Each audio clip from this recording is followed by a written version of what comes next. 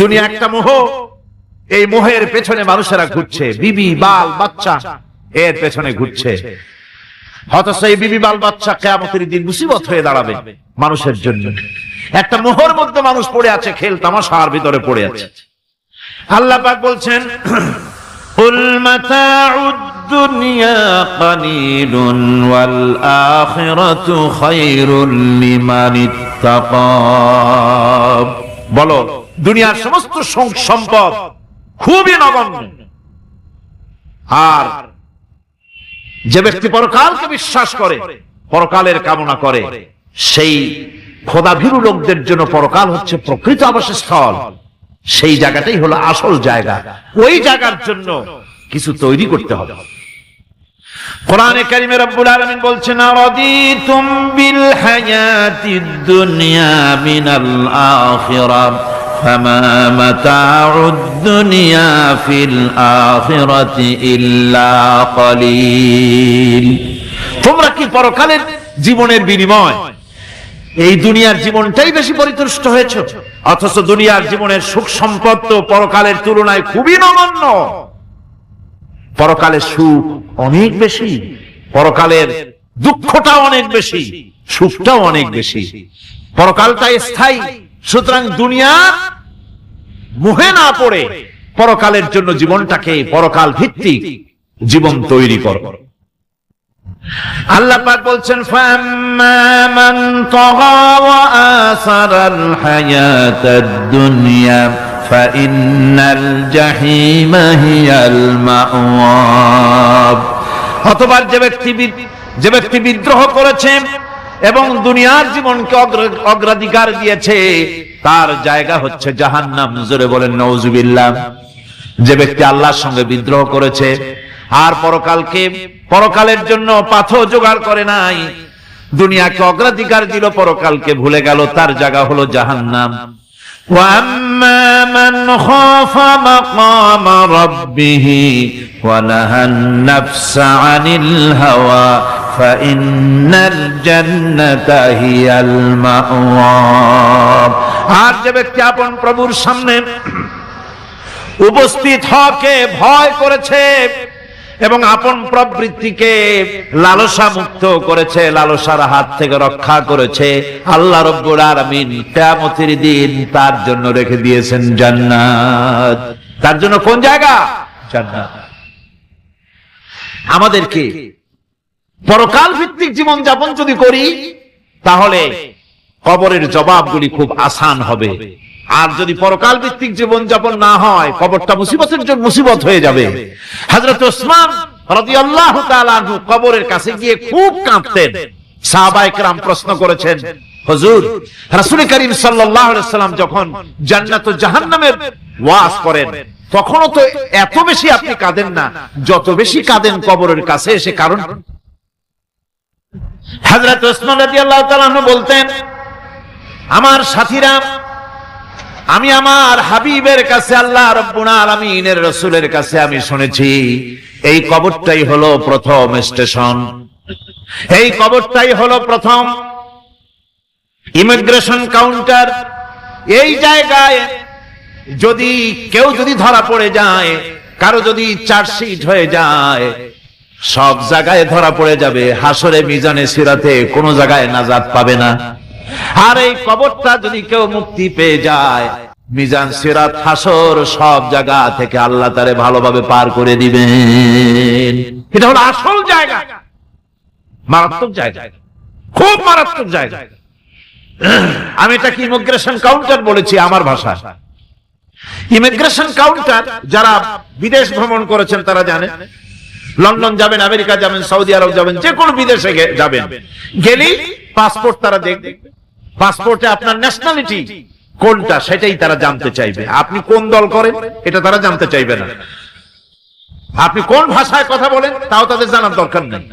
প্রথমেই তারা আপনার ন্যাশনালিটি দেখবে, আপনার আইডেন্টিটি কি তারা জানতে চাইবে। তারপরে যদি স্যাটিসফ্যাক্টরি হয়, আপনাকে ভিসা দিয়ে ভেতরে ঢুকবার ব্যবস্থা করে দেবে। আর যদি তারা স্যাটিসফাইড না হয়, তাহলে আপনাকে মেহমানখানায় ঢুকানো হবে গ্রেফতার করে। কবর হচ্ছে এ ধরনের একটি ইমিগ্রেশন কাউন্টার। কবরের ভিতরে মানুষ যখনই রাখা হবে সঙ্গে সঙ্গে দুজন ফেরেশতা আসবে। কবরের কাছে যারা এসেছিল দাফন হয়ে যাওয়ার পর এই লোকগুলি 40 কদম যেতে যতক্ষণ লাগে এর মধ্যেই দুজন ফেরেশতা এসে যাবে, এসে জিজ্ঞেস করবে মান রব্বুকা, তুমি কোন দল করতে? ওটা তাদের জানার দরকার নেই। চাকরি কিসে করতেন ওটা জানার দরকার নেই। ব্যবসা করতেন না চাকরি করতেন প্রয়োজন নেই। প্রথমেই জিজ্ঞাসা করা হবে ন্যাশনালিটি, প্রথমেই জিজ্ঞাসা করা হবে তার ন্যাশনালিটি সম্পর্কে, তার আইডেন্টিটিটা কি, এবং সেটাকে সত্যায়িত করার জন্য বোঝার জন্য 3টি প্রশ্ন। প্রথম প্রশ্ন মান রব্বুকা ওয়া মা দীনুকা ওয়া মান নাবিয়্যুকা, তোমার রব কে, তোমার দ্বীন কি, তোমার নবী কে। যদি এই ব্যক্তি বেঈমান হয়, মুনাফিক হয়, সে বলবে হায় হাতা লা আদরি, হায় হাতা লা আদরি, জানি না আমার রবকে, আমি জানি না। তোমার দিন কি, দিন কারে কয় বুঝি না। এরপরে আল্লাহর নবী জনাবে মুহাম্মদ রাসূলুল্লাহ সাল্লাল্লাহু আলাইহি ওয়াসাল্লামকে দেখানো হবে, বলা হবে মা কুনতা তাকুলু ফি হাদার রাজুল, এই ব্যক্তি সম্পর্কে তোমার ধারণা কি নিকে, বলবে আমি চিনি না। নাউযুবিল্লাহ। বাস, এরপরে তার যা হবার তাই শুরু হয়ে যাবে। আর যদি বান্দাটা মুমিন হয়, প্রশ্ন করা হবে মান রব্বুকা, জবাব দেবে রব্বি আল্লাহ, আমার রব আল্লাহ রাব্বুল আলামিন। ওয়া মা দীনুকা, দীনুনা ইসলাম, আমার দিন হচ্ছে ইসলাম। এরপরে আল্লাহর নবীকে দেখানো হবে। কয়েক রকমের বর্ণনা আছে, কোন বর্ণনায় আছে হুজুরের আকারে দেখানো হবে, অথবা রাসূলকে সরাসরি দেখানো হবে। বলা হবে মা কুনতা তাকুলু ফি হাদার রাজুল, এই লোকটি সম্পর্কে ধারণা কি। মুমিন ব্যক্তি বলবে হাদা নবিয়ুনা মুহাম্মাদুর রাসূলুল্লাহ সাল্লাল্লাহু আলাইহি ওয়াসাল্লাম, ইনি আমার তো সেই নবী মুহাম্মাদুর রাসূলুল্লাহ সাল্লাল্লাহু আলাইহি ওয়াসাল্লাম। আমরা যেন এই রকমের জবাব দিতে পারি, আল্লাহ কবুল করো। সকলে জোরে গণ আমিন। জবাব হয়ে যাওয়ার পর গায়ব থেকে আওয়াজ আসবে ফাফরিশু বিল জান্নাতি ওয়ালবিসু বিল জান্নাহ, ও আমার ফেরেশতারা আমার এই বান্দাকে জান্নাতের পোশাক পরায়া দাও আর কবরটাকে জান্নাতের বিছানা বিছায়া দাও।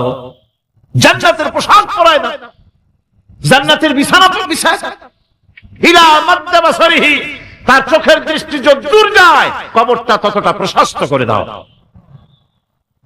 এরপর বেহেশতের পোশাক পরাইয়া বেহেশতের বিছানা বিছায়া ফেরেশতা বলবে নম কানাউমুল উরুস, ঘুমিয়ে যাও। দুলামিয়া যেমন বাসর সজ্জায় নতুন বউ নিয়ে আরামে ঘুমায়, এরকম আরামে ঘুমায় যাও। ইলা ইয়াউমিল কিয়ামা, কিয়ামত পর্যন্ত ঘুমায় আরামে ঘুমিয়ে থাকবে। এরপরে সিংগায় ফুৎকার হবে, সিংগার ফুৎকারের আওয়াজে তার ঘুম ভেঙে যাবে। বলবে ইয়া ওয়াইলানা মান বাসানা মিন মারকাদিনা, হায় আফসোস, আমার এত আরামের ঘুম থেকে কে আমাকে জাগ্রত করলো, আমার ঘুমটারে নষ্ট করলো কে। আওয়াজ আসবে হাযা মা ওয়াদার রহমান ওয়া সাদাকাল মুরসালুন, এটা হচ্ছে রহমানের সেই ওয়াদা, আর মুরসালিনরা নবীরা সত্য কথাই বলেছিলেন, সেই কিয়ামত অনুষ্ঠিত হচ্ছে। আমার বন্ধুগণ,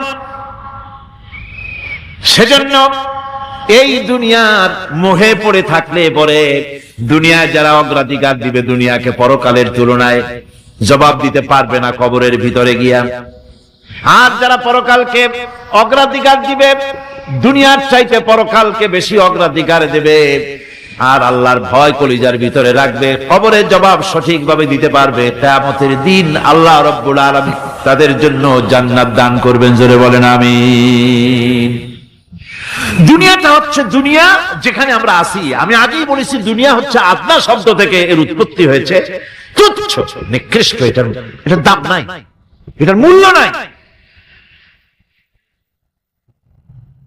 হযরত ইবনে কাইয়িম রাহিমাহুল্লাহ নাওয়ারাল্লাহু মারকাদাহু ওয়া জাআলাল জান্নাতা মাথওয়াহু।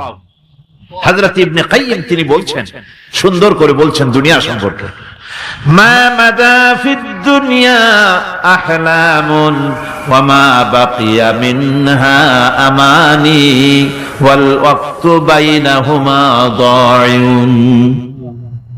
মা মাদা ফিদ দুনিয়া আহলামুন, জীবনের যে অংশ ফেলে এসেছি সেটা আজ একটা স্বপ্ন। ওয়া মা বাকিয়া মিনহা আমানি, আর জীবনের যে অংশ সামনে বাকি আছে সেটা এখন একটা আকাঙ্ক্ষা। ওয়াল ওয়াক্তু বাইনাহুমা দায়ুন, আর এর মাঝখান থেকে সময় সব চলে যাচ্ছে। কত বড় কথা চিন্তা করেছেন?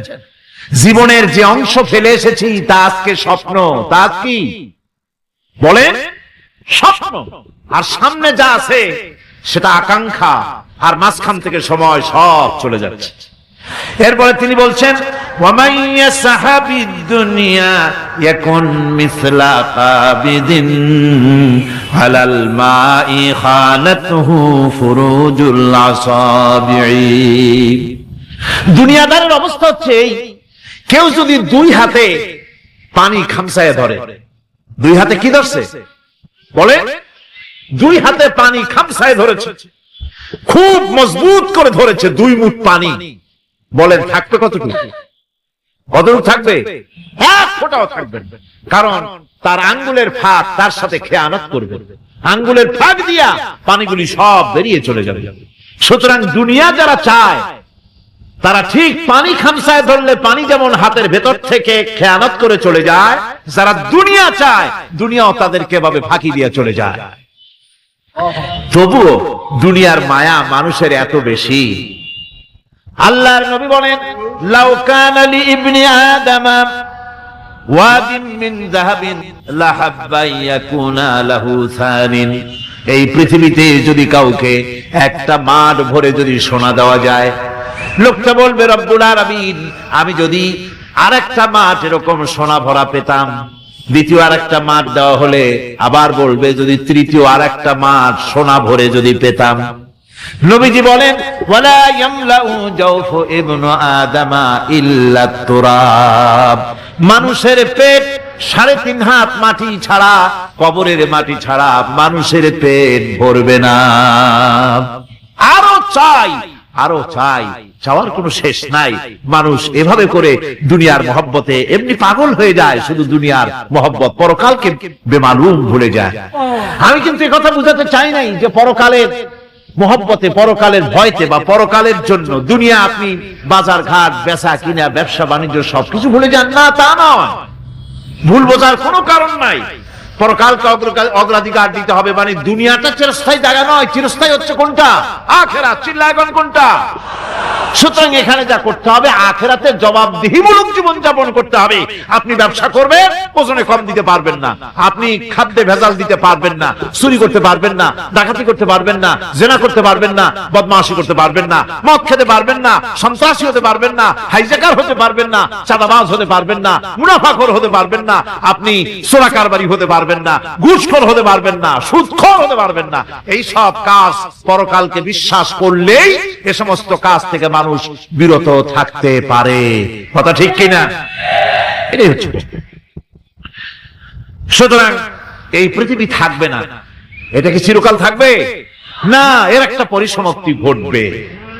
যেমন করে সারা বছর লেখাপড়া করার পর কলেজে, বিশ্ববিদ্যালয়, মাদ্রাসায়, হাই স্কুলে, সব জায়গায় সারা বছর লেখাপড়া করার পর যেমন পরীক্ষা দেওয়ার একটা দিন আসে, সারা বছর ব্যবসা করার পর হিসাব নিকাশ করার যেমন একটা সময় আসে, সারা মাস চাকরি করার পর বেতন পাওয়ার যেমন একটা দিন আসে, সারা জীবন চাকরি করার পর পেনশন পাওয়ার যেমন একটা সময় আসে, অনুরূপ ভাবে এই দুনিয়া যেদিন শেষ হয়ে যাবে, আল্লাহ নির্ধারিত সময় শেষ হয়ে যাওয়ার পর একটা সময় আসবে যখন আল্লাহ রব্বুল আলামিন সব শেষ করে দিবেন, লন্ডভন্ড হয়ে যাবে, কিছুই থাকবে না।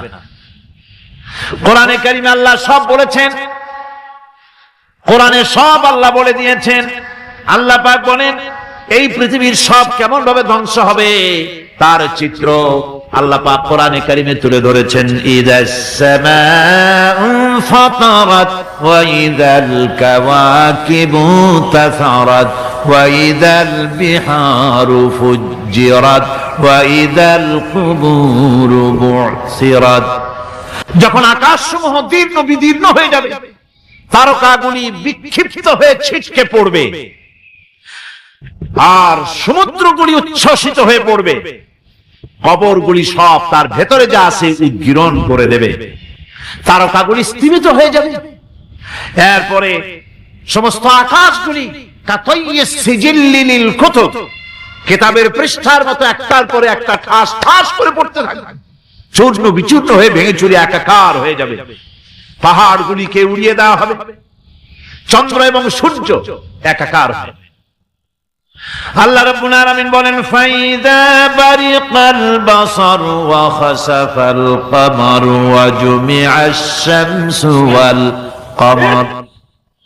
চক্ষু যখন বিস্ফারিত হয়ে যাবে, চাঁদ যখন তার আলো হারিয়ে ফেলবে, সূর্য যখন তার আলো হারিয়ে ফেলবে, চাঁদ আর সূর্য সব একাকার হয়ে যাবে, সেই সময়ের অবস্থাটা কি চিন্তা করো। মানুষ হয়রান হয়ে দৌড়াদৌড়ি করবে। وحملت الأرض والجبال فدكتا دكة واحدة। জমিন এবং পাহাড়গুলির মধ্যে আল্লাহ রাব্বুল আলামিন সংঘর্ষ বাঁধিয়ে দিবেন, পাহাড়গুলি ভেঙে চুরে টুকরা টুকরা হয়ে যাবে, পাহাড়গুলি উঁচু করে জমিনের উপরে আছাড় মেরে আল্লাহ রাব্বুল আলামিন ভেঙে চুরে চুরমার করে দিবেন। সুবহানাল্লাহ। ওয়াতাকুনুল জিবালু কালইহনিল মানফুস, পাহাড়গুলো পেঁজা ধোনা তুলার মতো করে উড়িয়ে দেওয়া হবে, পাহাড় উড়ে যাবে। সুবহানাল্লাহ। পাহাড় পাথরের তৈরি করা পাহাড়, এই পাহাড়গুলি তুলার মতো হয়ে উড়বে কিভাবে? আমি এই দৃশ্য নিজের চোখে কিছুটা হলেও দেখছি। আজ থেকে 10 দিন আগে আমি ইতালি সফর করে এসেছি। ইতালির রাজধানী রোম। রোম প্রাচীন সভ্যতার লালন ভূমি। কোরআনে কারিমে সূরা রোম রয়েছে, এই রোম সেই রোম। এখানের বাদশার কাছে রাসূল করিম সাল্লাল্লাহু আলাইহি ওয়াসাল্লাম হেরাক্লিয়াসের কাছে চিঠি পাঠিয়েছিলেন, সেই রোম। 12 থেকে 15,000-এর মতো বাংলাদেশি মুসলমান সেখানে আছে। জুমার দিন, যেদিন আমি গেলাম তার পরের দিনই জুমা ছিল। জুমার নামাজ পড়লাম ভ্যাটিকানের কাছেই বিশাল মসজিদ, ইউরোপের ভিতরে সবচেয়ে বড় মসজিদ এটা। রোম ইসলামের দুশমনদের রাজধানী। সেখানে যখন আযান হচ্ছে আশহাদু আন্না মুহাম্মাদার রাসূলুল্লাহ, আমার অনুভূতির কথা আপনাদেরকে বোঝাতে পারবো না, কি অনুভূতির সৃষ্টি হয়েছে আমার ভেতরে। ভ্যাটিকানের পোপ এক পাশে, কিছু দূরেই ভ্যাটিকান, ওটা হচ্ছে গোটা পৃথিবীর সমস্ত খ্রিস্টানদের কাবা, ভ্যাটিকান। তার পাশেই বিশাল মসজিদ, সেখানে নামাজ পড়লাম। চিন্তার ভেতরে আসলো আল্লাহ রাব্বুল আলামিন তার হাবিবের নাম, তার তাওহীদ, তার রিসালাতকে কিভাবে বিশ্বময় ছড়িয়ে দিলেন। আবু জাহেল চাইছিল মুহাম্মদ সাল্লাল্লাহু আলাইহি ওয়াসাল্লামকে স্তব্ধ করে দেবে মক্কার জীবনেই। কত বদনাম, সাহের, কাহেন, কাযযাব, শায়ের, নাউযুবিল্লাহি মিন যালিক, কত গালাগালি করলো। আর আল্লাহ শুনালেন, হাবিব চিন্তার কোনো কারণ নাই, ওয়া রাফা'না লাকা যিকরাক, আমি আপনার প্রশংসা বিশ্বময় ছড়িয়ে দেব। সুবহানাল্লাহি ওয়া বিহামদিহি। রোম প্রোগ্রাম শেষ করে আমাকে তারা নিয়ে গেল, যেটা আমি বলছি সফর কাহিনী শোনাবার সময় এটা না, যেহেতু এর সঙ্গে প্রাসঙ্গিক সেজন্য বলছি। পাহাড় কেমনে তুলার মতো হয়ে উড়বে তার নজির দেখেছি। রোম শহর থেকে 300 মাইল দূরে, 300 কিলোমিটার দূরে নেপোলি, নেপোলিয়ান বোনাপার্ট তার বাড়ি, এবং ওটা তার নামে একটা প্রভিন্স। ভূমধ্য সাগরের পারে ভিসুভিয়াস, পৃথিবীর সবচাইতে বড় আগ্নেয়গিরি, সেটা দেখাতে নিয়ে যাওয়া হলো আমাকে, যে পাহাড়টা পৃথিবীর মাটি থেকে তার চূড়া হচ্ছে 3 মাইল উঁচু। এর 2 মাইল গাড়িতে করে ঘুরে ঘুরে যাওয়া যায়, এরপর আর গাড়িতে যাওয়া যায় না, বাকিটুকুন যেতে হবে হেঁটে হেঁটে। পাহাড়ের উপরে অক্সিজেন কম, বেশ কষ্ট হচ্ছিল উঠতে। জীবনে প্রথম পাহাড়ে চড়েছি জাবালে নূর, রাসূল করিম সাল্লাল্লাহু আলাইহি সাল্লামের উপরে যেখানে ওহী হয়েছে সর্বপ্রথম। পাহাড় চড়ার একটা অভিজ্ঞতা ওখান থেকে আমার কিছুটা হয়েছিল। খুব কষ্ট হলো বাকি 1 মাইল উঠতে। যখন বিসুবিয়াসের একদম শীর্ষে চলে গেছি, সেখানে গিয়ে আমার সাথে 15-20 জন লোক ছিল। আমি নিজে আল্লাহু আকবার বলে আমার গলা থেকে আওয়াজ বেরিয়ে গেল। আমি দেখতে পেলাম বিসুবিয়াসের শীর্ষে বিশাল গর্ত। আমার মনে হয় গর্তটা এই মাঠের 1/4 হবে, এই মাঠের 1/4 হবে গর্তটা। সেই গর্তটার গভীরতা হচ্ছে 1.5 কিলোমিটার। এইখান থেকে পাথরগুলি উত্থিত হয়েছে, আগ্নেয়গিরি পাথর আগুনে গলে লাভা হয়ে এগুলি পাহাড় বেয়ে উপচে পড়েছে, চতুর্দিকে 12 মাইল ছড়িয়ে গিয়েছে। আমার মনে পড়লো ওয়াকুদুহান নাস ওয়াল হিজারা, জাহান্নামের আগুনের ইন্ধন হবে মানুষ আর পাথর। আমি সেখানে সেজদায় পড়ে গিয়ে কান্নাম আর বললাম, আল্লাহ জাহান্নামের আগুন হারাম করে দিও আমাদের জন্য। পাথর কিভাবে গললো, গলে পাথরগুলি গলে পুড়ে চতুর্দিকে পড়েছে আর ছিটকেছে, চতুর্দিকে ছিটকে পড়েছে। সেই পাথরগুলি ছিটকে ছিটকে যেগুলি পুড়ে পড়েছে সেগুলিকে দূরে সাদা রঙের বলে মনে হয়, কোনোটা সাদা কোনোটা কালো, মনে হয় যেন তুলার মতো হয়ে পড়ে আছে চতুর্দিকে। 1944 সনে তৃতীয়বারের মতো ভিসুবিয়ার যে অগ্নিগিরি, যে অগ্নি উৎপাত করে, তাতে আশেপাশের 12 মাইল এলাকা এফেক্টেড হয়ে যায়। পাথরগুলি গলে এভাবে বিধ্বস্ত করে দিয়েছে। এখান থেকে এখানে জোহরের নামাজ, আসরের নামাজ আমরা পড়লাম, আল্লাহর কাছে খুব দোয়া করলাম। এখনো ধোঁয়া উঠতেছে, এখনো পাহাড়ের ফাটল দিয়ে ধোঁয়া উঠছে। একজন হাত দিয়ে আমাকে বলল যে খুব গরম লাগে ধোঁয়াগুলি। ওখানকার লোকেরা বলল যে ভেতরে এখনো আগুন আছে, তবে সুপ্ত, যে কোনো মুহূর্তে আবার তা জাগ্রত হতে পারে। আমরা সেখান থেকে নেমে এলাম। একটু কিছু দূর গিয়েই সেখানে হলো পম্পেই শহর। এই পম্পেই শহরটা হচ্ছে ঈসা আলাইহিস সালামের জন্মের 2000 বছর আগে এই শহর তৈরি হয়। ঈসা আলাইহিস সালামের জন্মের 179 বছর পর ভূমিকম্প হয়। সেই ভূমিকম্পে গোটা পম্পেই শহরটা পৃথিবীর মানুষের চোখের আড়াল হয়ে যায়, ধ্বংস হয়ে যায়, মাটির তলায় বরফ হয়ে যায়।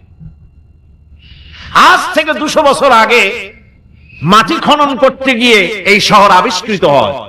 পুরা শহরটা খুঁড়ে তারা বের করেছে 180 হেক্টর জমিনের উপরে এই বিশাল শহর। ঘুরে ঘুরে দেখলাম, গাড়ি চলে না সেখানে, পায়ে হেঁটে দেখতে হলো। প্রশস্ত রাস্তা। আজ থেকে 4000 বছর আগের মানুষেরা রাস্তা বানাতে জানতো পাথর দিয়ে, এবং রাস্তার দুধারে তাদের ছিল ফুটপাত, পানির ব্যবস্থা, নগরায়নের সব রকমের সুযোগ সুবিধা। তারপরে সেখানে বিচারালয়, এরপরে দোকানপাট, বাজার ঘাট, সবকিছুর ব্যবস্থা রয়েছে। বিশাল বিশাল পাথরগুলি দিয়ে পিলার তৈরি করা। ভাবলাম এই পিলারগুলি, এই পাথরগুলি তারা কিভাবে ক্রেন ছাড়া এত উপরে উঠালো কি করে, আমার মাথায় আসলো না। পাথর কেটে কেটে সুন্দর সুন্দর অঙ্কন শিল্প তারা করেছে। এরপরে ঘুরতে ঘুরতে বাদশার রাজার বাড়িতে গিয়ে ঢুকলাম। সেখানে গিয়ে দেখলাম উলঙ্গ এত মূর্তি পাথরের তৈরি করা। পাথর কেটে কেটে দেওয়ালে যৌন মিলনের এমন কোন অশ্লীল ছবি নাই যা তারা সেখানে তৈরি করে নাই। উলঙ্গ মূর্তি আর উলঙ্গ যৌন মিলনের অসংখ্য ছবি দিয়ে এই এলাকা ভরা। তখন আমি বুঝলাম আল্লাহর গজব হওয়ার কারণটা কি, এই শহরটা মাটির নিচে হরপ হয়ে যাওয়ার কারণটা কি। আল্লাহ পাক জেনা ব্যভিচার যে দেশে বেশি হয় আল্লাহ পাক বরদাস্ত করেন, দুশ্চরিত্র যে দেশের মানুষ দুশ্চরিত্র হয়ে যায়, জেনা ব্যভিচার বেশি হতে থাকে, আল্লাহ গজব করে দেন, গজব দেন। এই গজব এক এক সময় এক এক রকমের হয়ে আসে। কখনো মাটির নিচে দাবায় দেন, কখনো মহামারী, কোন দেশে কলেরা, কোন দেশে জলোচ্ছ্বাস, কোথাও ভূমিকম্প, আর সর্বশেষ এই জেনা ব্যভিচারের জন্য আল্লাহ পাকের চূড়ান্ত এই যৌনতার অশ্লীলতার জন্য চূড়ান্ত গজব বর্তমান বিশ্বের জন্য এইডস। আল্লাহ পাক এই গজব দিয়েছে। বন্ধু, আমি সেই জায়গা, আমি সেখানে যা দেখলাম যে আল্লাহ পাক পাহাড়গুলিকে কিভাবে উড়াবেন, এটা অস্বীকার করার কোনো উপায় নাই। বিশ্বাস তো করতামই, তবে হযরত ইব্রাহিম আলাইহিস সালাম যেমন বলেছিলেন, রব্বি আরিনি কাইফা তুহিল মাউতা, হে আল্লাহ তুমি মরাকে জিন্দা করবা কেমনে? আল্লাহ পাক বলেন, আওয়ালাম তুমিন, তুমি বিশ্বাস করো না? ইব্রাহিম আলাইহিস সালাম বললেন, বালা, অবশ্যই বিশ্বাস করি, ওয়ালাকিন লিয়াতমাইন্না কলবি, যদি চোখে দেখতাম তাহলে আমার অন্তরাত্মা খুব ঠান্ডা হতো। আল্লাহ রাব্বুল আলামিন চোখে দেখায় দিলেন জিন্দা কেমনে মুর্দা হবে, মুর্দা কেমনে জিন্দা হবে, আল্লাহ দেখায় দিলেন। পাহাড় উড়ায় দিবেন আল্লাহ রাব্বুল আলামিন। একথা কলিজার মধ্যে এটার উপর ঈমান বিশ্বাস, কিন্তু আল্লাহ চোখে দেখায়ছেন, ঈমান আরো মজবুত হয়েছে, যা ছিল আরো মজবুত হয়েছে। সুবহানাল্লাহ। আল্লাহর ভয়তে কলিজা কেঁপেছে। আমি পাহাড়ের উপরে কেঁদেছি, যার যার হয়ে কেঁদেছি। বন্ধুগণ, আল্লাহ সুবহানাহু ওয়া তাআলা এই জন্য বলেছেন, কুল সিরু ফিল আরদ, আমার জমিন ঘোরো, ভালো করে দেখো, কাইফা কানা আকিবাতুল মুকাজ্জিবিন, মহাসত্যকে যারা অস্বীকার করেছে তাদের পরিণতি আমি কি করে দিয়েছি, এগুলি চোখে ভালো করে তাকায় দেখো। আমার বন্ধুগণ, সুতরাং এই পৃথিবীর অবসান হবে, এই পৃথিবী ধ্বংস হবে, এই পৃথিবী চূড়ান্ত ভাবে শেষ হয়ে যাবে। হ্যাঁ, আরেকটি কথা বলতে হয়, সেটা হচ্ছে যে এই রোম থেকে আরেকটু দূরে 900 মাইল দূরে হচ্ছে সিসিলি, 900 মাইল দূরে। সেখানে এই সিসিলি মুসলমানেরা শাসন করেছিল 350 বছর। সেই সিসিলিতে রয়েছে 360টা মসজিদ মুসলমানদের করা। সমস্ত মসজিদগুলি আজ তালা বন্ধ, একটা মসজিদও খোলা নাই। সেখানকার মুসলমানেরা ওয়াজ শুনতে এসেছিল রোমে। আমি তাদের জন্য পরামর্শ দিয়েছি যে গভর্নমেন্টের কাছে তোমরা দাবি জানাও যে অন্তত একটা মসজিদের দরজা আমাদের জন্য খুলে দাও। রোমের অবস্থানরত প্রবাসী বাংলাদেশি মুসলমানেরা আমাকে বলেছে, তাদের অনেকের বাড়ি চট্টগ্রামেও আছে, আমাকে বলেছে তাদের চোখে পানি আসছে বলার সময় যে চিরময় তাফসীর মাহফিল যখন আসে কলজাটা কাঁদতে থাকে যাওয়ার জন্য। তো যাওয়া তো সম্ভব না এত দূর থেকে, আমাদের সালাম বলে দিবেন যত লোক আসবে, আর আমাদের জন্য দোয়া করতে বলবেন যেন এই রোমের ভিতরে আমরা ইসলামের আদর্শের ভিত্তিতে আমরা যেন চলতে পারি। আপনারা দোয়া করুন তাদের জন্য। ভাইরা আমার, এই পৃথিবী একদিন পরিসমাপ্তি ঘটবে এবং আল্লাহর দরবারে আমাদেরকে উঠতে হবে এবং সেখানে আমাদের বিচার হবে। সেখানে আমাদের কি হবে? বিচার। আল্লাহ পাক বিচারটাকে নির্ভুল করার জন্য, সঠিক করার জন্য প্রত্যেকের গলায় আমলনামা ঝুলায় রাখছেন। এখানে রেকর্ডের ব্যবস্থা করা হয়েছে। আল্লাহ পাক বলছেন, ওয়া কুল্লু ইনসানিন আলজামনাহু তাইরাহু ফি উনুকিহি ওয়া নুখরিজু লাহু ইয়াওমাল কিয়ামাতি কিতাবান ইয়ালকাহু মানশুরা। আল্লাহ পাক বলেন, প্রত্যেকের ভালো মন্দ কর্মফল, কর্মলিপি আমি তার গলায় ঝুলায় রেখেছি। কিয়ামতের দিন সে নিজের কাছে স্পষ্ট সব দেখতে পারবে, কোনো জিনিস বাদ পড়বে না। তার গলায় তার আমলনামা ঝুলানো আছে, সব রেকর্ড হতেছে। আমরা যা করছি সবগুলি রেকর্ড হয়ে যাচ্ছে। বর্তমান বিজ্ঞানীরা আবিষ্কার করেছে যে মানুষের শরীরের ভিতরে ডিএনএ আছে, রক্তের ভিতরে ডিএনএ, এটা একটা কোড। মানুষের রক্তের ভিতরে ডিএনএ আছে। যেমন তার ব্রেনের ভিতরে কতগুলি কোষ আছে, এক একটা কোষ এক এক ধরনের কাজ করে, অনুরূপ ভাবে তার শরীরের ভিতরে রক্তের ভিতরে ডিএনএ আছে। এই ডিএনএটা কি? এই ডিএনএটা হচ্ছে, এই ডিএনএ একটা কম্পিউটারের মতো কাজ করতেছে। লোকটা কি করবে, কোথায় যাবে, সে ভালো হবে মন্দ হবে কি হবে, সব তার ডিএনএ এর মধ্যে রেকর্ডকৃত আছে। এটা বোঝার জন্য একটা সুন্দর দৃষ্টান্ত দেওয়া যায়। যেমন এই কাগজটাকে আপনারা মনে করুন একটা গাড়ির একটা ব্লুপ্রিন্ট, একটা গাড়ির ব্লুপ্রিন্ট। এখানে লেখা আছে গাড়ি কিভাবে তৈরি হবে। এই কাগজটা নিয়ে ঘরের মধ্যে রেখে দিলেন। এখন এই কাগজটা থেকেই অটোমেটিক গাড়ির উইন্ডো তৈরি হলো, শিল তৈরি হলো, গাড়ির বডি তৈরি হলো, চেসিস তৈরি হলো, টায়ার তৈরি হলো, ইঞ্জিন তৈরি হলো, ব্যাটারি তৈরি হলো, পেট্রোল নিল, আর কোন রকমের ড্রাইভার ছাড়াই গাড়ি চলতে আরম্ভ করলো। এই কথাটা যদি মনের মাথার মধ্যে আনতে পারেন যে এটা কিভাবে হইতে পারে, এতে লেখা অনুযায়ী যেভাবে হওয়া যদি সম্ভব হয়, অনুরূপ ভাবে মানুষের রক্তের ভিতরে ডিএনএ এর আবিষ্কার করেছে। এর ভিতরে মানুষের ভালো মন্দ, কোথায় যাবে, কি করবে, সবকিছু এর মধ্যে রয়েছে। কোরআনে কারীমে আল্লাহ রাব্বুল আলামিন, আমি গত বছর বলছিলাম যে বিজ্ঞানের আবিষ্কার যত বাড়বে, কোরআন বোঝা মানুষের জন্য তত সহজ হবে। সুবহানাল্লাহ। কোরআন বোঝা মানুষের জন্য তত সহজ হবে। সুতরাং মানুষের গলার সাথে আল্লাহ পাক বলছেন যে একটা আমলনামা আমি ঝুলাই দিয়েছি তার গলার সাথে, সে যা করতেছে ওখানে সব লিপিবদ্ধ হচ্ছে, কম্পিউটারাইজড, কম্পিউটারের মতো এগুলি সব গ্রহণ করতেছে। এগুলি কিয়ামতের দিন তার সামনে হাজির করা হবে।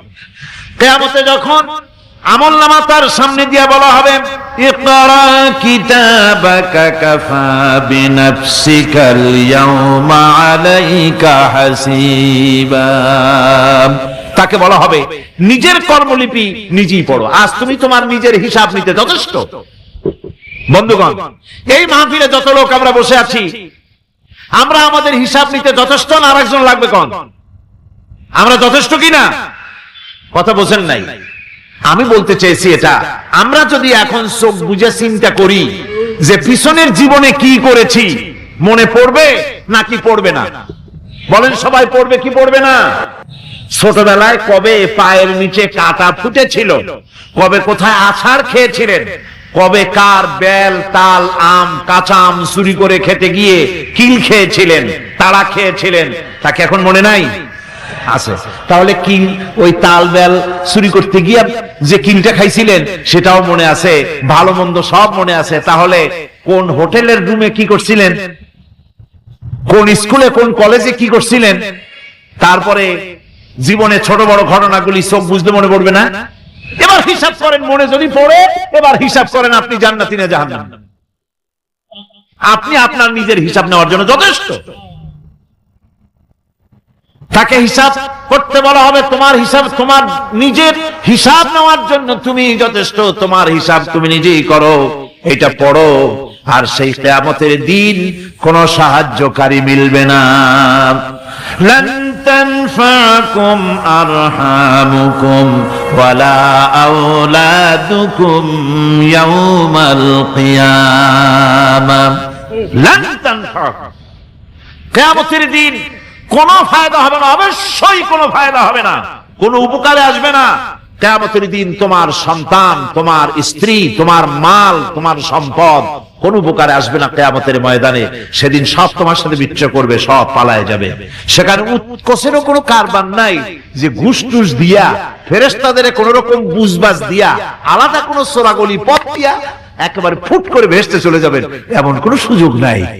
অনেকে বলে, হুজুর এমন কিছু দোয়া শিখায় দেন যাতে ওই সব জেহাদ, বোমা এগুলি খুব ভয় পায়, ওসব রাস্তা টাস্তা না, খুব সহজে কিছু দোয়া দুরূদ করিয়া আস্তে করে জান্নাতে চলে যাওয়া যায়, এরকম একটা দোয়া, এরকম একটা পথ বলে দেন। আমি বলি, ভাই এরকমের কোন চোরাগলি আমার রাসূল আবিষ্কার করতে পারেন নাই। আল্লাহর পয়গম্বরের ওই ধরনের পথ, কোন পথ আবিষ্কার করতে পারেন নাই। সেখানে কিয়ামতের দিন কাউকে উৎকোষ গ্রহণ করার কেউ নাই, উৎকোষ দেওয়া যাবে না। আর উৎকোষ দিবি নেবা কি, আপনার কাছে কিছু নাইও, থাকলেও নেওয়ার কেউ নাই। এই দুনিয়ায় ফাঁকিবাজি করে বহুত কিছু করা যায়, কিন্তু কিয়ামতের মাঠে এগুলি কিছুই চলবে না। আল-ইয়াওমা লা ইয়ানফা'ু মালুন ওয়ালা বানুন, কিয়ামতের দিন ধন, সন্তান, সন্ততি আর সম্পদ কোনো কাজে লাগবে না। সেদিন শুধু আমল, আমল যদি ভালো হয় কাজে লাগবে, আমল খারাপ হবে সব শেষ হয়ে যাবে। আল্লাহ রাব্বুল আলামিন নবীজিকে ডেকে বলেছেন, নবী আপনি বলেন, কুল মা কুনতু বিদআম মিনার রাসূল, আপনি বলুন আমি কোন নতুন রাসূল নই, আমার আগে অনেক নবী রাসূল পৃথিবীতে এসেছেন, তারা বিদায় হয়ে গেছেন। আমি জানি না কিয়ামতের দিন আল্লাহ রাব্বুল আলামিন আমার সাথে কি ব্যবহার করবেন, আর আমি এও জানি না যে কিয়ামতের দিন আল্লাহ পাক তোমাদের সাথে কি ব্যবহার করবেন। এই আয়াত নাযিল হওয়ার পর আল্লাহর হাবিব তার মেয়েকে ডাকলেন, জামাইকে ডাকলেন, নাতিদেরকে ডাকলেন, আহলে বাইতদেরকে ডাকলেন, আর বললেন, ও আমার মেয়ে কলিজার টুকরা ফাতেমা গো শোনো, কেবলমাত্র আয়াত নাযিল হয়ে গেল, আল্লাহ পাক আমাকে শোনাচ্ছেন কিয়ামতের দিন আমি জানি না আমার সঙ্গে কি ব্যবহার করা হবে, আর এও জানি না যে তোমাদের সাথে কি ব্যবহার করা হবে। ও আমার কলিজার টুকরা মেয়ে ফাতেমা, কিয়ামতের দিন মুহাম্মদ সাল্লাল্লাহু আলাইহি সাল্লামের মেয়ে এই হিসাবে তোমার নাজাতের ফয়সালা হবে না। ও আমার কলিজার টুকরা নাতি হাসান আর হোসেন, কিয়ামতের দিন মুহাম্মদ সাল্লাল্লাহু আলাইহি সাল্লামের নাতি হিসাবে ফয়সালা হবে না। ও আমার জামাই হযরতে আলী, কিয়ামতের দিন আমার জামাই হিসাবে নাজাতের ফয়সালা হবে না। আমল যদি ভালো হয় ফয়সালা ভালো হবে, জান্নাতে চলে যাবে। আমল যদি খারাপ হয় কার নাতি কার জামাই দেখা হবে না। সুবহানাল্লাহ, কঠিন কিয়ামতের মাঠ। এই পরকালের বিশ্বাস যদি কলিজার মধ্যে ঢোকে মানুষ ভালো হয়ে যাবে। কোন সুবহানাল্লাহ। আপনাদের দৃষ্টিতে পারবে, কথার জবাব যে দিলেন না। পুলিশে কি মানুষের চরিত্র ভালো বানাইতে পারবে? পুলিশের চরিত্র ভালো বানাবে কেডা? সেটাই তো কথা। মানুষের চরিত্র যাতে ভালো থাকে, মানুষের জন্য খারাপ কাম না করে সেজন্য পুলিশ, পুলিশ যাতে খারাপ কাম না করে সেজন্য আরো একটা ডিপার্টমেন্ট আছে না, তারা যাতে খারাপ কাজ না করে সেজন্য আর একটা আছে। এন্টি করাপশনের আবার এন্টি করাপশন আছে, তার উপর আবার এন্টি করাপশন আছে। এন্টিটার অভাব নাই। সুতরাং পুলিশ দিয়া, বিডিআর দিয়া, আর্মি দিয়া মানুষের, দেশের, জাতির চরিত্র ভালো বানানো যায় না। রাসূলুল্লাহ এ দিয়ে বানান না, এটা ইসলামের নিয়ম নয়। পুলিশ দিয়া, আর্মি দিয়া দেশের মানুষের চরিত্র ভালো বানানো যায় না। চরিত্র ভালো বানানো যায় কেবলমাত্র পরকালের ভয় দিয়া। কিজের ভয় দিয়া? ওই যে মক্কার জীবনে ওই সমস্ত মানুষগুলি যারা চুরি করত, ডাকাতি করত, জিনা করত, বদমাশি করত, যারা শয়তানি করত, যারা মানুষকে খুন করত, এই মানুষগুলি এত ভালো হয়ে গেল, যারা চুরি ছেড়ে দিল, ডাকাতি ছেড়ে দিল, জিনা ব্যভিচার ছেড়ে দিল, এত ভালো হয়ে গেল, পৃথিবীর মধ্যে সেরা মানুষ তারা হয়ে গেলেন। জোরে বলেন সুবহানাল্লাহ। নবীর সাহাবীরা পৃথিবীর শ্রেষ্ঠ সন্তান, নবীর সাহাবীরা পৃথিবীর সেরা মানুষ, তাদের চাইতে সেরা মানুষ নবীদের পরে আর কেউ হতে পারে না। জোরে কোন সুবহানাল্লাহ। নবীর পরে পৃথিবীতে শ্রেষ্ঠ মানুষ কারা? সাহাবায়ে কেরাম রিদওয়ানুল্লাহি তাআলা আলাইহিম আজমাইন। ওনারা তো কুফরের মধ্যে ছিলেন, শিরকের মধ্যে ছিলেন, চুরি, ডাকাতি, জিনা, ব্যভিচার এমন কোন পাপ নাই যা করা হয়নি। তারপরে যখন আল্লাহর নবীর কাছ থেকে তাওহীদ, রিসালাত ও আখিরাতের দাওয়াত পেলেন, কি সোনার মানুষ এক একজন হয়ে গেলেন। সুবহানাল্লাহ। যারা ছিলেন নারীর সতীত্বের জম, তারা হয়ে গেলেন নারীর সতীত্বের পাহারাদার। যারা মানুষের মাল চুরি করত, ডাকাতি করত, তারা রাতভর মানুষের মালের পাহারা দিল, মানুষের রক্তের পাহারা দিল। সুবহানাল্লাহ বিহামদি। রক্ত সম্পদের পাহারা দিল। রাসূল বললেন, খায়রুল কুরুনে কারনি, সর্বশ্রেষ্ঠ যুগ তো আমার যুগ। বন্ধুগণ, এরপরে একটা জীবন আসবে ওই কিয়ামতের ময়দানে। এই পরকালের বিশ্বাসটা গুরুত্বপূর্ণ ব্যাপার। আমাদের সবকিছুর হিসাব দেওয়া লাগবে। আল্লাহ পাক বলেন, ইন্নাস সামআ ওয়াল বাসারা ওয়াল ফুআদা কুল্লু উলাইকা আনহু মাসউলা। নিঃসন্দেহে মানুষের শ্রবণ শক্তি, দর্শন শক্তি এবং তার অন্তঃকরণের কল্পনা সম্পর্কে আল্লাহ রাব্বুল আলামিনের কাছে জিজ্ঞাসিত হতে হবে। কান দিয়া কি করেছিলা, চোখ দিয়া কি করেছিলা, মুখ দিয়া কি করেছিলে, হাত দিয়ে কি করেছিলে, সবকিছুর জবাব আল্লাহ রাব্বুল আলামিনের কাছে দিতে হবে। সবটার জবাব দিতে হবে, কোনো কিছু বাদ যাবে না। এমনকি মনের ভিতরে যে কল্পনা আমরা করি, এই কল্পনার হিসাবও আল্লাহর দরবারে দিতে হবে।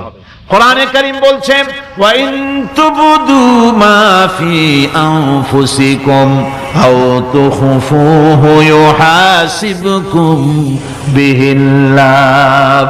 মনের ভিতরে তুমি যেটা কল্পনা করো সেটা প্রকাশ করো অথবা তুমি গোপন রাখো, যাই তুমি করো না কেন আল্লাহ রাব্বুল আলামিন এর হিসাব তোমার কাছে নেবেন। ফায়াগফিরু লিমান ইয়াশা ওয়া ইউআযযিবু মান ইয়াশা ওয়াল্লাহু আলা কুল্লি শাইইন কাদির। মহান আল্লাহ পাক বলেন, করার পর তোমার মনের ভিতরে কি কল্পনা করেছিলে ওইটার হিসাব আমি নেব।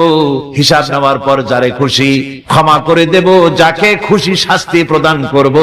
সবকিছুর উপরে আল্লাহ রব্বুল আলামিন শক্তিমান, সব তিনি করতে পারেন, সমস্ত কুদরত রয়েছে তার। সুতরাং মানুষদেরকে, আল্লাহর বান্দাদেরকে বিশ্বাস করতে হবে যে আমার কোনো কথা বাদ যাবে না, কথাগুলি রেকর্ড হচ্ছে, কথা রেকর্ড হচ্ছে। আমি যে ওয়াজ করতেছি এই কথাগুলি রেকর্ড হচ্ছে নাকি হচ্ছে না? অনেক টেপ রেকর্ডার রেকর্ড হচ্ছে, অডিও ভিডিও হচ্ছে। আজ থেকে 50 বছর পর যদি এই রেকর্ড বাজানো হয়, আমাকে যদি বলা হয় যে আপনি অমুক জায়গায় অমুক কথা বলেছেন, আমি যদি বলি না আমি কথা বলি নাই, তারপরে যদি রেকর্ড বাজানো হয়, তাহলে আমি কথা যে বলি নাই যদি বলি, তাহলে এটা ধরা পড়বে না? সেখানে ধরা পড়বে না? তাহলে এই মানুষের কথা প্লাস্টিকের ফিতায় রেকর্ড করে 50 বছর, 100 বছর, 200 বছর, 500 বছর যদি প্লাস্টিকের ফিতায় এটাকে চলচ্চিত্র করে অথবা টেপ রেকর্ডারে করে যদি ধরে রাখা যায়, এই বুদ্ধিটা কে দিলেন কত দেখি? সবাই কন্যা বুদ্ধিটা দিলেন কে? যে আল্লাহ রাব্বুল আলামিন মানুষের মাথায় বুদ্ধি দিলেন, যার দ্বারা সে মানুষের কথাবার্তা অ্যাক্টিভিটি সব ধরে রাখতে পারে। সে আল্লাহ রাব্বুল আলামিন বুঝি আপনার আমার কথা এবং আপনার আমার অ্যাক্টিভিটিস কে তিনি বুঝি ধরে রাখতে পারবেন না কিয়ামত পর্যন্ত? পারবেন কিনা? সেজন্য রব্বুল আলামিন বলেন, মা ইয়ালফিযু মিন কাওলিন ইল্লা লাদাইহি রাকীবুন আতীদ। সমস্ত কথা রেকর্ড হচ্ছে। সুবহানাল্লাহ কোন জোরে! সমস্ত কথা রেকর্ড হচ্ছে, একটা কথাও বাদ যাবে না। মুখ আছে বলেই কথা বলবেন তা না, হিসাব করে কথা বলতে হবে। গীবত গাওয়া যাবে না, মিথ্যা কথা বলা যাবে না, মিথ্যা ওয়াদা করা যাবে না। মিথ্যা ওয়াদার তো মৌসুম এসে গেছে। কি কোন বোঝেন কথা? হ্যাঁ, মিথ্যা ওয়াদা মৌসুম এসে গেছে। এখন মৌসুমে বাহার, মিথ্যা বলার। কত সুন্দর সুন্দর ওয়াদা, সোনা দিয়া রাস্তা বানায় দেবে। অভুক্ত মানুষদের বলা হয় না খেয়ে মরবেন না, কিন্তু কি খেয়ে মরবে তাও কয়। আমরা যদি যাইতে পারি তাহলে মটকির মতো রসগোল্লা বানায়, গরুর গাড়ির চাকার মতো জিলাপি বানায়, খাইতে গিয়ে হা করে চিত হয়ে থাকবে। কত রঙিন রঙিন কথা। মিথ্যা ওয়াদার সময় এসেছে। ভাইরা আমার, পরকাল যদি বিশ্বাস করে সেই ব্যক্তি কিছুতেই মুখ আছে বলেই যা খুশি বলবে না, পরনিন্দা করবে না, পরচর্চা করবে না, হাত আছে বলেই যা তা লিখবে না।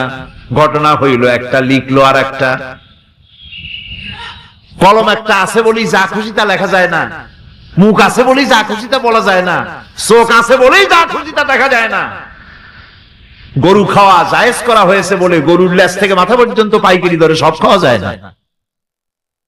গরু খাওয়া হারাম না হালাল? হালাল। পাইকারি দরে লেজ থেকে মাথা পর্যন্ত সব খাওয়া হালাল না।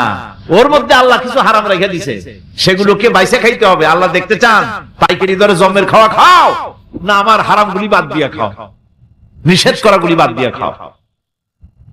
মুখ আছে বলেই যা খুশি তা বলা যাবে না, কান আছে বলেই যা খুশি তা শোনা যাবে না, চোখ আছে বলেই যা খুশি তা দেখা যাবে না, হাত পা আছে বলেই যা খুশি তা করা যাবে না। সবটার পেছনে আল্লাহ রাব্বুল আলামিনকে ভয় করা লাগবে। মহান আল্লাহ রাব্বুল আলামিন বলে, বান্দারে তোমার সমস্ত কার্যাবলী এমনকি তোমার চাহনিটা পর্যন্ত কার দিকে কি নিয়তে তাকায়ছো কেউ জানে না, আমি আল্লাহ রব্বুল আলামিন জানি। ওয়া ইয়ালামু খায়িনাতাল আয়ুনি ওয়া মা তুখফিস সুদূর। তোমার অন্তঃকরণ কি জিনিস গোপন করে, আর তোমার চক্ষু কি লুকোচুরি খেলে, আমি টের পাই। সুবহানাল্লাহ বিহামদি। চশমার ফাঁক দিয়া কি দেখো, কারে দেখো, কি নজরে দেখো, সানগ্লাস পরিয়া, কেউ ঠিক পায় না, আমি ঠিক পাই। সুবহানাল্লাহ, জোরে কান সুবহানাল্লাহ। সুতরাং চোখের নজরের হিসাব হবে, হাতের কাজের হিসাব হবে, পায়ের চলার হিসাব হবে, আপনার বলার হিসাব হবে, মুখে যা বলেছেন, যা করেছেন, হাত পাও দিয়ে যা করেছেন, সবকিছুর হিসাব হবে কিয়ামতের দিন। আল্লাহর দরবারে সবকিছু উপস্থিত হবে, কোন জিনিস বাদ পড়বে না। ফামান ইয়ামাল মিসকালা যাররাতিন খায়রান ইয়ারা ওয়া মান ইয়ামাল মিসকালা যাররাতিন শাররান ইয়ারা। ছোট্ট একটা ভালো কাজ যদি করো, তাও হাজির করা হবে সামান্যতম ভালো কাজও তোমার বাদ পড়বে না। আর ক্ষুদ্রতম কোন খারাপ কাজ করলে তাও উপস্থিত করা হবে, সব তোমার সামনে, কোন জিনিস বাদ পড়বে না, সব দেখতে পাবে কিয়ামতের দিন। ভালো কাজটাও আর খারাপ কাজটাও আল্লাহর কাছে সেদিন আল্লাহ পাক মানুষের সামনে উপস্থিত করে দিবে। আল্লাহ পাক বলছেন, সেদিন এই জমিন, তার ভিতরে যা লুকায়িত ছিল, জমিন সব বের করে দেবে। কাআন্নাহুম জারাদুম মুনতাশির।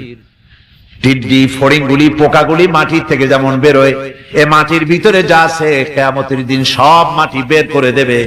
ইযা যুলজিলাতিল আরদু জিলজালাহা ওয়া আখরাজাতিল আরদু আসকালাহা ওয়া ক্বালাল ইনসানু মা লাহা।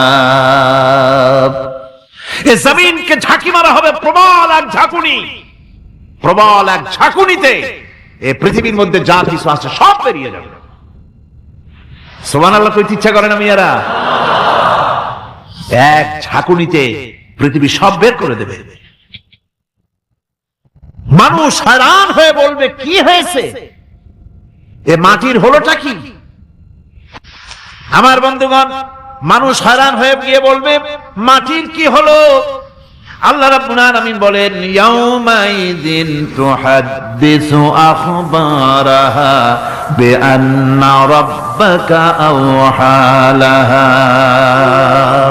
জমিনের উপরে যা ঘটেছে, জমিন তা সব বের করে দেবে, সব প্রকাশ করে দেবে। আর এটা এই জন্য হবে যেহেতু তার রবের হুকুম হয়েছে, তার রব হুকুম করেছে, বের করে দে।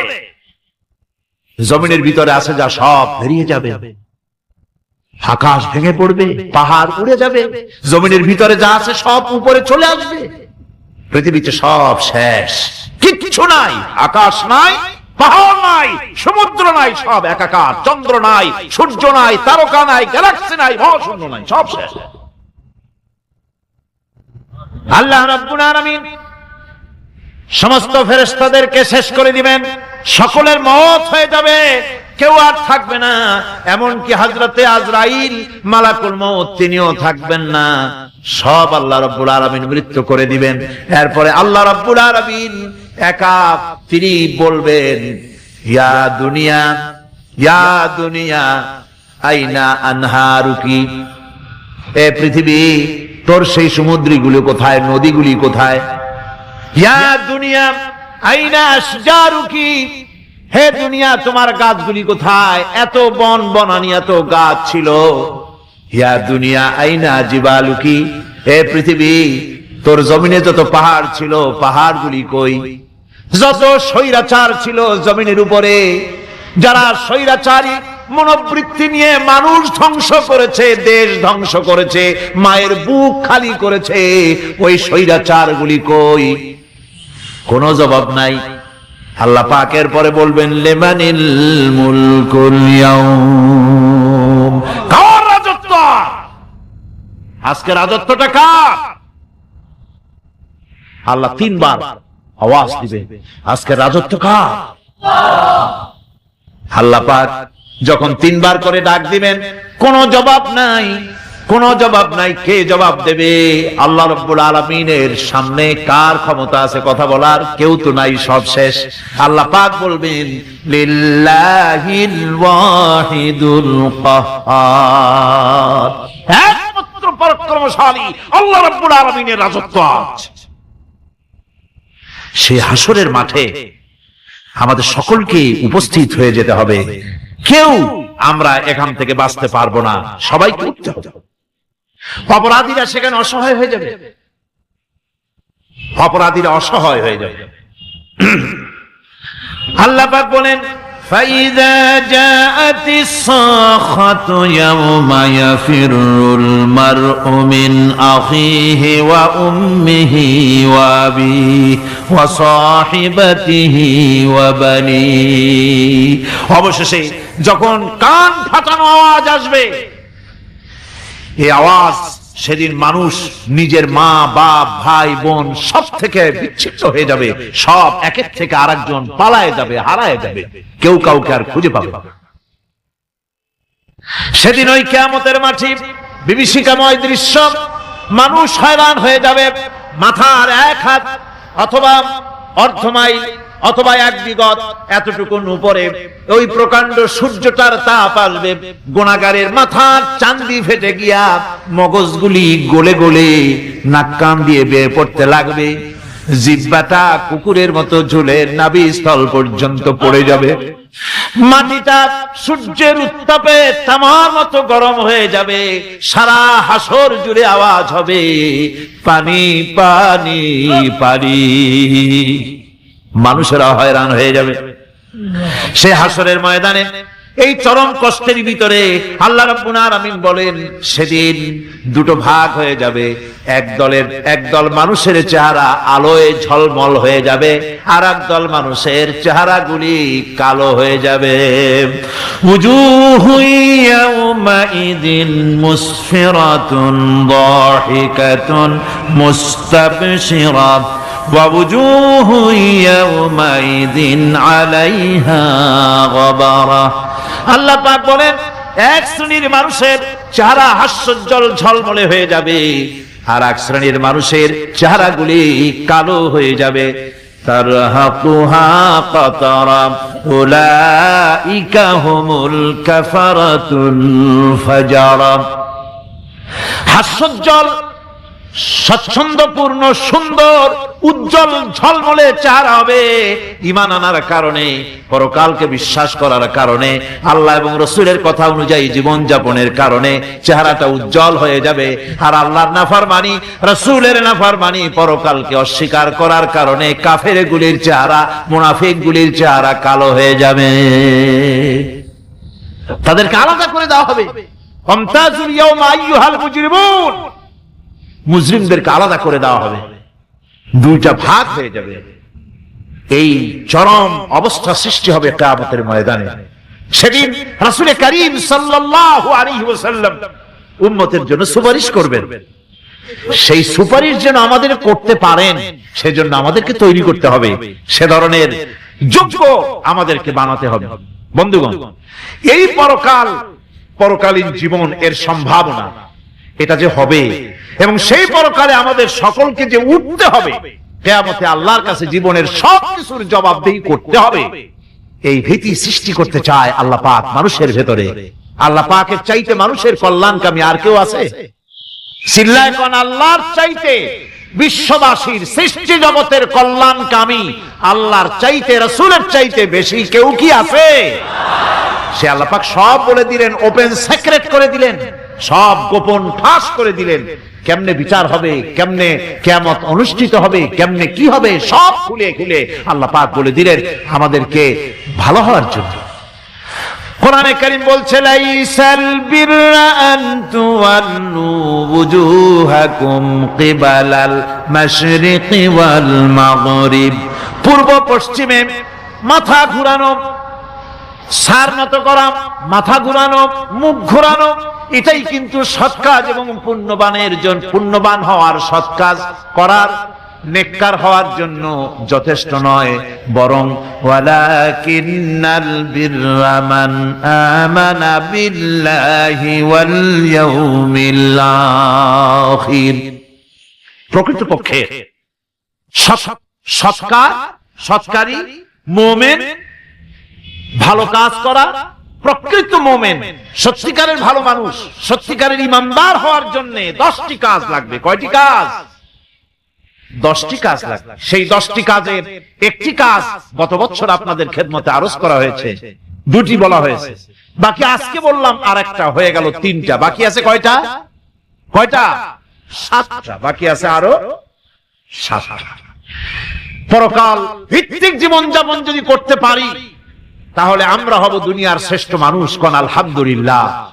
আমার দেশ, আমার জাতি, আমার school, college, university, secretariat, cantonment, রান্নাঘর থেকে শুরু করে বঙ্গভবন, দেশের সর্বত্র মানুষের ভেতরে যদি পরকালের জবাবদেহিমূলক জীবন যাত্রার অনুভূতি সৃষ্টি করে দেওয়া যায়, কিয়ামত আছে আর জবাব দিতে হবে আল্লাহর দরবারে। এই পরকালকে এভাবে বিশ্বাস করতে পারলে, ওইভাবে জীবন করতে পারলে দেশ সুখী হবে, সমৃদ্ধশালী হবে, বিপদ দূরীভূত হবে, অন্ধকারের আমানিশা দূর হয়ে গিয়ে পৃথিবীতে আবার সুন্দর সূর্য উদিত হবে।